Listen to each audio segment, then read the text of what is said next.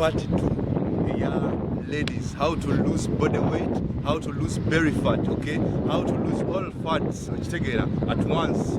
So kakati nakola part A yali mpanvu, so sagala nnyo kola video mpanvu. Leero nkomyewo na sets endala nga 3 ezaali zino okuba kuli, so kati nemu eno video tugenda kuba tukola ki tusigattako. Njagala okusala weight okitegeera, beera tuli mu quarantine, beera ewaka teri akuganya okitegeera. Kati kuno just 1 2 3 4 5 6 7 8 9 10 okay 1 emikono kigendera kumu n'amagulu kitegeera, emikono kigendera kumu n'amagulu n'otambulamu n'ojja n'odda emabega kitegeera. Oba osala mubiri okola weight omubiri guleke gufiringe free, kola buli kimu kitegeera.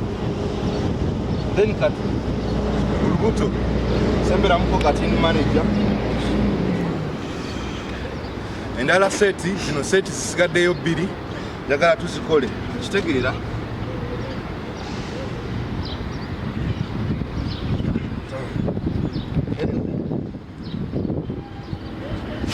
Njagala okole bwoti gwomukyala okitegeera ayagala okusala olubuto kitegeera. 1 2 3 4 5 6 7 8 9 10.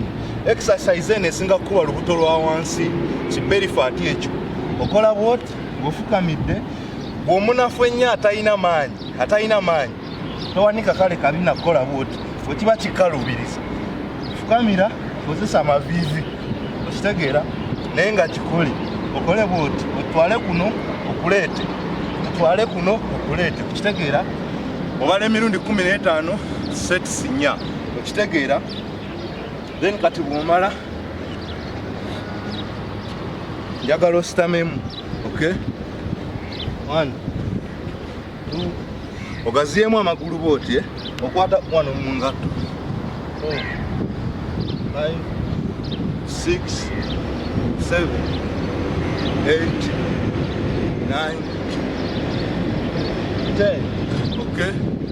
Eyo seti naye oba okimaze okitegeera. Saagala kwekwasa, saagala ki. Kati akasembayo ku eno seti njagala okaziya amagulu okay, okwate mu kiwato onyoole 1 2 3 4 5 6 7 8 9 10. Eno twale tuza ku left.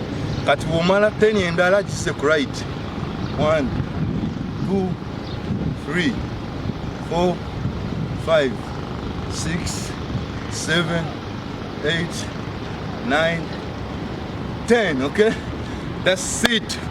Njagala mwegendereze video zino zembawadde abakyala abagala okusala weight n'abaami atol okitegeera. Video zino zammwe alinyumiddwa subscribinga, likinga, sharinga. Bampita King Jet, nva mu Jet Fitness City okay. Tubagala nnyo, mubeere bulungi, mweraba.